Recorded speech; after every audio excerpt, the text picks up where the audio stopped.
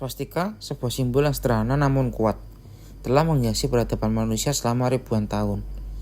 Dalam bahasa Sanskerta, kata swastika berasal dari akar su yang berarti baik atau sejahtera, dan asti yang berarti ada. Gabungan kata ini merajuk pada keberuntungan, kemakmuran, dan kebaikan.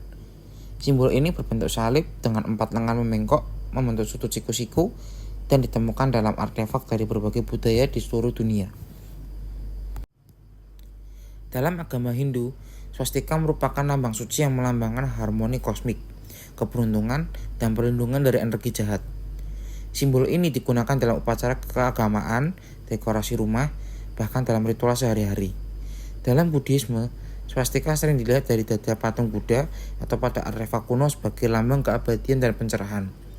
Sedangkan dalam Jainisme, swastika melambangkan 4 tempat kelahiran makhluk hidup, surga, manusia, hewan, dan neraka, serta mengingatkan umat akan siklus kelahiran kembali. Swastika juga muncul dalam budaya kuno non-Asia.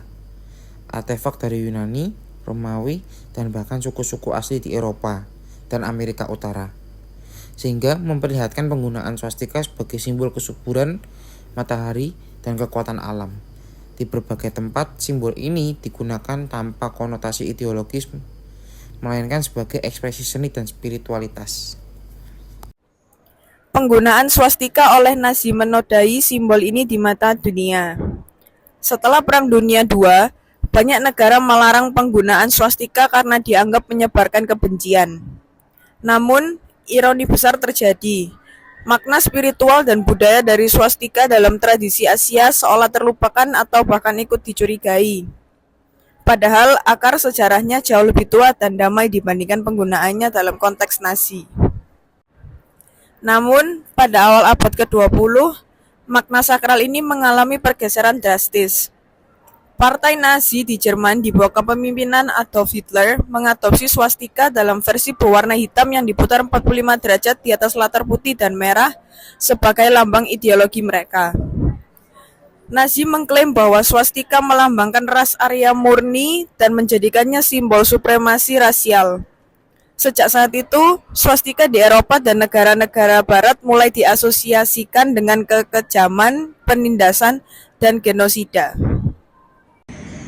Di India, Jepang, Tibet, dan negara-negara Asia lainnya, swastika tetap digunakan secara aktif dalam konteks keagamaan dan budaya. Bagi masyarakat di sana, simbol ini masih bermakna positif dan tak ada kaitannya dengan ideologi Nazi. Meski demikian, penggunaan simbol ini dalam konteks global tetap memunculkan kontroversi terutama di media sosial dan forum internasional. Beberapa komunitas akademik dan religius kini tengah berupaya mengedukasi publik tentang makna asli swastika.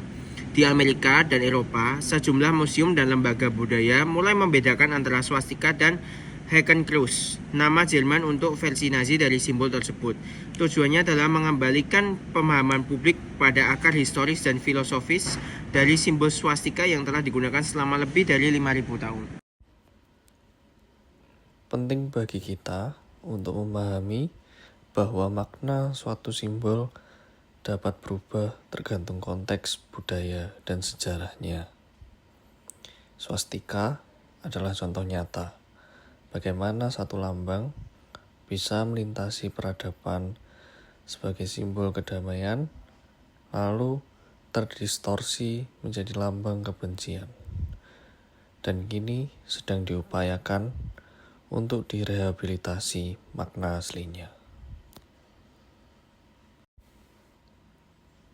Melalui edukasi, penghargaan terhadap keragaman budaya, dan pengakuan terhadap sejarah simbolik, kita dapat membangun pemahaman yang lebih dalam dan adil terhadap simbol-simbol seperti swastika. Hanya dengan begitu, kita bisa menghormati warisan budaya dunia tanpa melupakan pelajaran dari sejarah kelam umat manusia.